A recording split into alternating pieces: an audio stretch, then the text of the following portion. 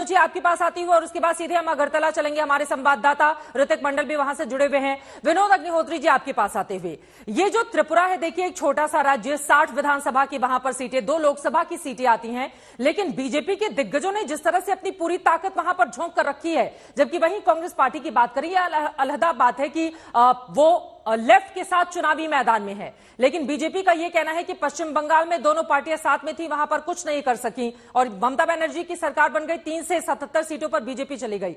लेकिन यहां पर बीजेपी के दिग्गजों ने जिस तरह से अपनी ताकत जोड़कर वहां पर रखी हुई थी, लगातार वहां पर दौरे किए जा रहे थे, इसका संदेश क्या है और बीजेपी के लिए त्रिपुरा इतना ज्यादा महत्वपूर्ण क्यों है? विनोद जी देखिए चित्रा, 2023 का पहला चुनाव है और त्रिपुरा इसलिए महत्वपूर्ण है बीजेपी के लिए कि पूर्वोत्तर में त्रिपुरा से ही बीजेपी का, आसाम के बाद त्रिपुरा से ही खाता खुला था और त्रिपुरा में लेफ्ट के रोल को जिस तरह से बीजेपी ने ध्वस्त करके और भारी बहुमत से अपनी सरकार बनाई थी, वो बहुत ही आश्चर्यजनक भी था। और कांग्रेस एकदम 1% वोट पर पहुंच गई। और ये इस चुनाव के नतीजे, चूंकि आगे जो 9 राज्यों के चुनाव 8 राज्यों के होने हैं, उस पर भी असर डाल सकते हैं, भले ही छोटा राज्य हो। लेकिन चूंकि बीजेपी की यहाँ पूर्ण बहुमत की सरकार थी, बीजेपी ने अपने 2 मुख्यमंत्री यहाँ पर बदले हैं, हाँ। और जिस तरह से पूरा कंसंट्रेट किया है, तो बीजेपी के लिए त्रिपुरा को जीतना बड़ा महत्वपूर्ण है। एक तरह से जैसे अपने यहाँ जब सुबह दुकान खुलती है तो बोहनी कहते हैं ना, बोहनी कि आप जो है पहले आकर के कोई ग्राहक जो है पैसे देके अच्छी बोनी हो गई, हाँ। तो अगर बीजेपी ये चुनाव जीतती है तो 2023 में उसकी अच्छी बोनी होगी। और अगर वो चुनाव में अगर बहुमत का आंकड़ा नहीं छू पाती है, सरकार भले बना ले, तो कहीं ना कहीं परसेप्शन जो बना हुआ है उस पर असर पड़ेगा। इसलिए बीजेपी के लिए बहुत महत्वपूर्ण है। और कांग्रेस ने इस चुनाव को पूरी तरह से लेफ्ट के भरोसे छोड़ दिया है। कांग्रेस का कोई बड़ा नेता प्रचार करने नहीं गया, न राहुल गांधी गए, न खड़गे जी का कोई इस तरह की सूचना आई, कोई बड़ा नेता नहीं गया, प्रियंका गांधी भी नहीं गई।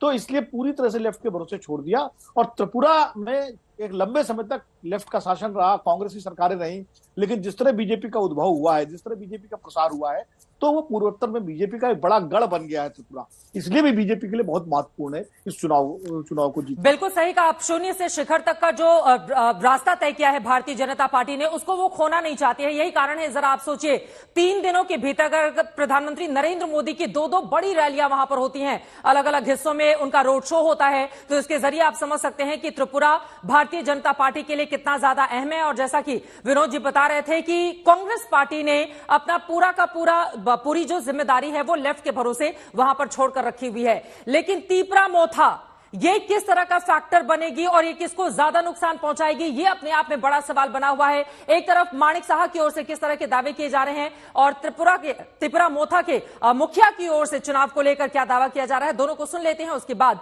चर्चा में आगे बढ़ेंगे। जो वातावरण चेंज हुआ है 5 साल में, उसके लिए आप प्रद्योत को नहीं दोषी ठहरा सकते हैं। जो उनकी गवर्नेंस रही है वही बताता है कि त्रिपुरा में 5 साल में पूरे पहाड़ी इलाके में और जनरल एरियाज में भी जो बीजेपी का प्रदर्शन रहा है वो खराब रहा है। अगर उनका प्रदर्शन अच्छा रहता तो वो 5 साल के पहले ही अपने मुख्यमंत्री को क्यों हटाते? किंग कौन बनाता है?